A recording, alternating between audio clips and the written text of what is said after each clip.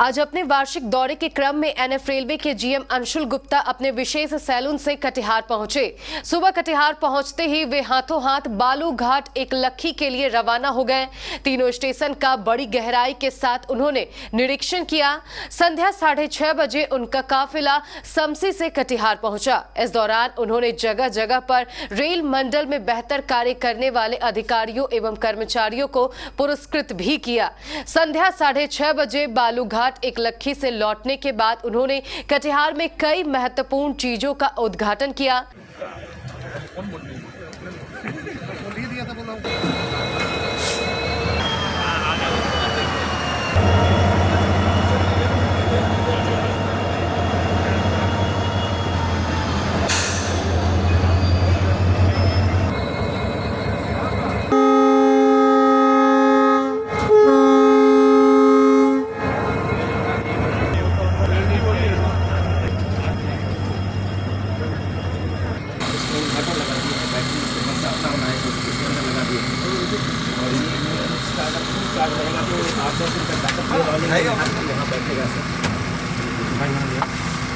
इस दौरान उन्होंने कटिहार स्टेशन का निरीक्षण भी किया। निरीक्षण के क्रम में उन्होंने साफ सफाई एवं रेल यात्री की सुरक्षा एवं सुविधा को और अधिक बेहतर बनाने के लिए रेल अधिकारियों को कई दिशा निर्देश भी दिए।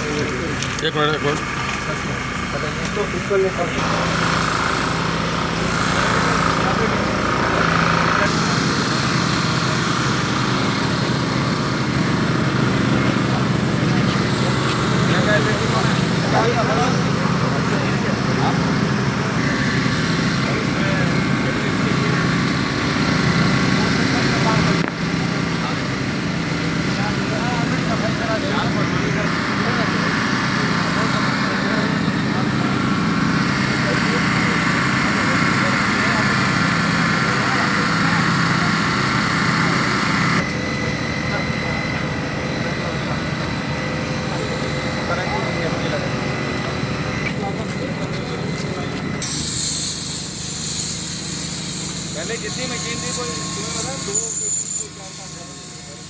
हाँ अरे उसके बाद इन्होंने हमें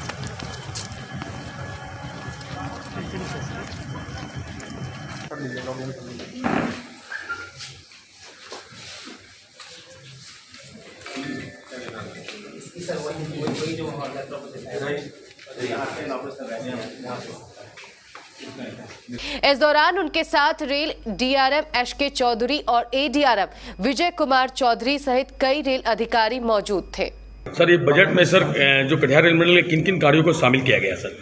एग्जैक्टली अब देखिए मैं डिटेल इतना नहीं है मंडल वाइज तो, बट इस साल जो हम लोगों का जो फंड्स की जो अवेलेबिलिटी है पिछले वर्ष की तुलना में करीब 44% ज़्यादा है। करीब हम लोगों को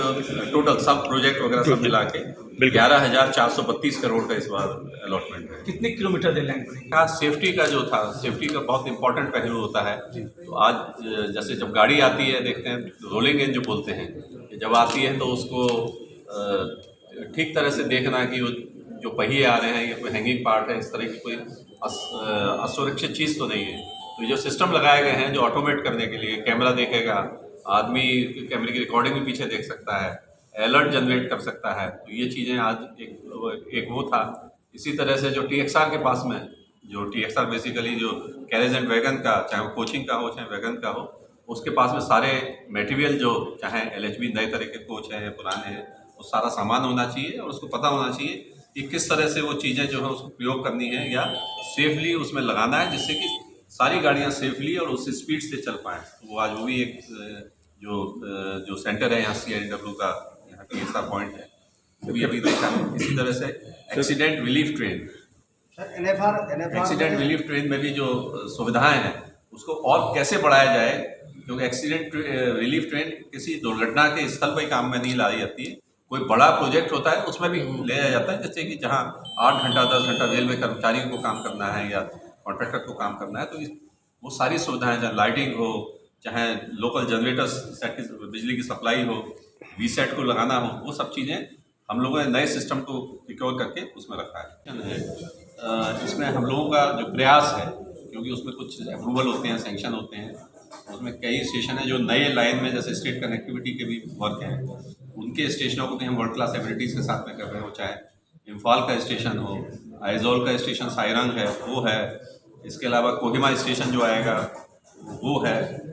सिक्किम में स्टेशन है रैंगपो,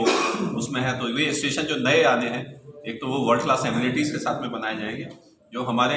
एग्जिस्टिंग स्टेशन हैं उसमें क्या फैसिलिटीज़ हम बढ़ा सकते हैं, जिसमें कामाख्या स्टेशन प्रमुख है, तो कामाख्या स्टेशन में कैसे वर्ल्ड क्लास एमिनिटीज़ हम दें। उसके अलावा और भी स्टेशन हैं जिसमें हम स्लोली सॉफ्ट अपग्रेड करके, जिसमें NJP भी शामिल है, न्यू जलपाईगुड़ी भी शामिल है, दीमापुर भी शामिल है, नाहरलगुन भी हैं, तो उसको सॉफ्ट अपग्रेड करके किस तरह से जो सुविधाएं जो यात्रियों को मिलनी चाहिए